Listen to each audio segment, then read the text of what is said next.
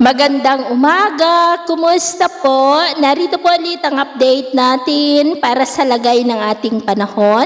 Ngayong umaga po ng August 7, 2026. Sa ngayon po ay may dalawang malakas na bagyo na nasa karagatan pero wala pong direktang epekto ang maito sa ating bansa maliban po sa nahahatak nila ang habagat. Ang bagyong Maymay ay pawala na po at gaya na yung nakikita ay wala na po itong sirkulasyon. Habagat ngayon ang dominanteng weather system na umiiral po dito sa ating bansa. At sa ating wind map forecast, wala naman pong bagyo na nakikita na tatawid sa ating kalupaan for the next 2 weeks pero ang habagat ay patuloy pa rin ang pag-iral dito po sa ating bansa hanggang next week at ito naman ay pinapakita ng forecast model natin pong ginagamit hanggang po sa susunod na 2 linggo.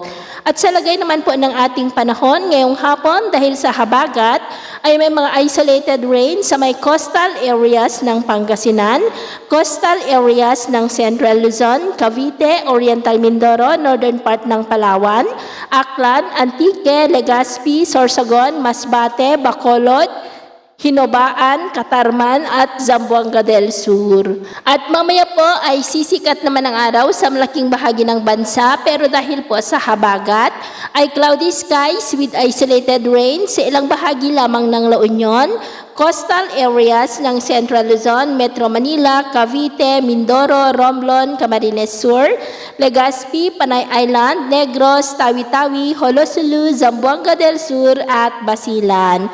At mamayang hapon po, mas maraming lugar ulit ang makakaranas ng mas maulap na kalangitan with isolated rains, lalo na po sa Luzon, kaya mag-ingat pa rin po tayo, lalo na sa mga banta pa rin ng mga pagbaha at pagguho ng lupa.